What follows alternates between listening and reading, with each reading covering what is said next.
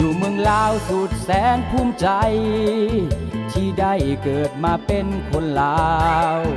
ชื่อเสียงดังก้องแวววาวเมืองลาวสงบปลอดภัยคนลาวมีน้ำใจไมตรีโอเพื่ออาลีทักทายปราศัยแขกคนไปมาทางสบายอุ่นใจได้มาเที่ยวเมืองลาวประเทศลาวสวยงามแท่นามีภูผาป่าไม่เขียวงามมีแห่ทากบ่อทองบ่อคำน่าติดตามท่องเที่ยวเมืองลาวอากาศแม่น้ำใสเย็นไผมาเห็นก็ย้องบ้านเฮาประเทศลาวมีหลายชนเผ่าห่มแห้งกันเข้าสามัคคีก้าวไปประเทศลาวได้พ้นภัยลีมาบัดนี้สงบร่มเย็นแหล่งท่องเที่ยวบ้านเฮาโดดเด่นใครอยากเห็นเซินมาเที่ยวตามสบายประวัติศาสตร์อาหารสานใสวัฒนธรรมหุ่งเฮืองก้าวไปธรรมศาสตร์เที่ยวงามพงไพวิไลสดใสงามตาประเทศลาวมีภาคน้ำพาได้สร้างสาบ้านเมืองศรีวิไลหนทางและขั้วข้ามไตได้สร้างขึ้นใหม่สะดวกไปมา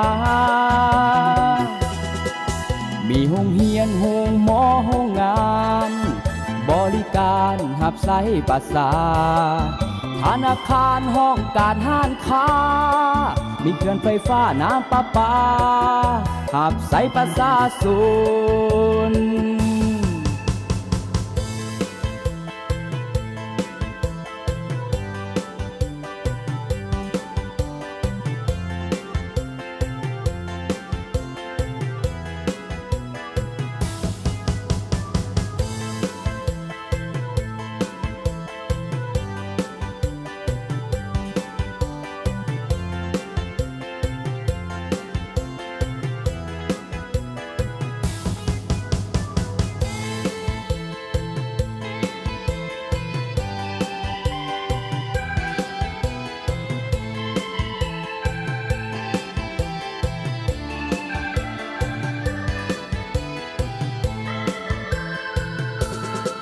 ประเทศลาวได้พ้นภัยลี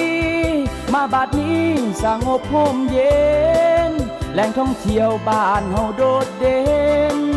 ใครอยากเห็นเซินมาเที่ยวตามสบาย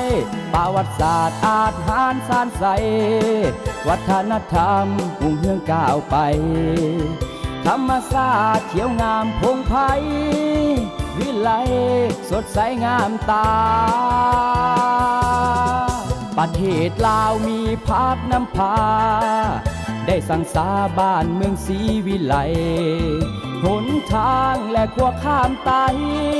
ได้สร้างขึ้นใหม่สะดวกไปมามีโรงเรียนโรงหมอโรงงานบริการหับไซประสาธนาคารห้องการห้านค้ามีเขื่อนไฟฟ้าน้ำประปาหับไซประสาสุน